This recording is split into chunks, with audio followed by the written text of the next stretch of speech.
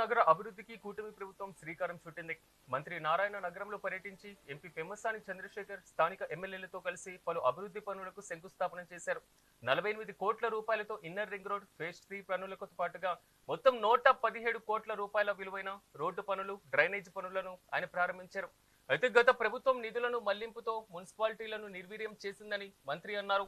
ఇప్పుడు ముఖ్యమంత్రి చంద్రబాబు చొరవతో కేంద్ర నిధులు రాబట్టి నగరాన్ని సుందరంగా తీర్చిదిద్దుతామని స్పష్టం చేశారు.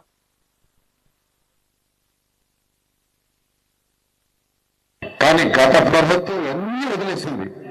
దానికి ఒక చిన్న ఉదాహరణ చెప్తాను.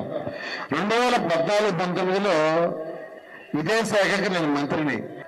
2019 ఫిబ్రవరి నెలలో ఈ రాష్ట్రంలో ప్రతి ఒక్కరు తాగటానికి చక్కటి వాటర్ ఇవ్వాలని గౌరవ ముఖ్యమంత్రి గారు చెప్తే ఏషియన్ ఇన్ఫ్రాస్ట్రక్చర్ ఇన్వెస్ట్మెంట్ బ్యాంక్ ద్వారా 5,350 కోట్లు శాంక్షన్ చేయించాం. 5,350 కోట్లు 2019 ఫిబ్రవరి నేను అప్పుడు మంత్రిని. అయితే 2-3 నెలల ప్రభుత్వం పోయింది.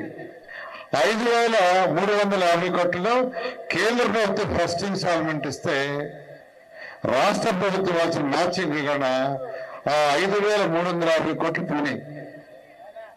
అంటే రాష్ట్ర ప్రభుత్వం మ్యాచింగ్ ఇవ్వాలి, ఆ మ్యాచింగ్ ఇవ్వాల, ఆ డబ్బులనే పోయినాయి. మళ్ళా ఈ ప్రభుత్వం వచ్చిన తర్వాత గౌరవ ముఖ్యమంత్రి గారు మళ్ళా కేంద్రంతో మాట్లాడి దాన్ని మళ్ళా శాంక్షన్ చేయించారు. అంతేకాదు స్వచ్ఛ భారత్ కింద కేంద్ర ప్రభుత్వం 3,000 కోట్లు శాంక్షన్ చేసి ఫస్ట్ ఇన్స్టాల్మెంట్ 250 కోట్లు ఇచ్చి రాష్ట్ర ప్రభుత్వం మ్యాచింగ్ 150 ఇవ్వాలంటే ఈ 150 ఆ 3,000 కోట్ల పనులు ఆగిపోయినాయి. అదేవిధంగా అమృత్ 2.0 8,500 కోట్లు శాంక్షన్ చేస్తే దాన్ని వాళ్ళ ఎందుకంటే ఆర్థిక వ్యవస్థ ఒక రాష్ట్రాన్ని ఎలా నడపాలి, ఆర్థిక వ్యవస్థను ఎలా నడపాలి అనేది గత ప్రభుత్వానికి తెలియదు. కానీ గత ప్రభుత్వం అన్ని వదిలేసింది. దానికి ఒక చిన్న ఉదాహరణ చెప్తాను. 2014-19లో ఇదే శాఖకి నేను మంత్రిని.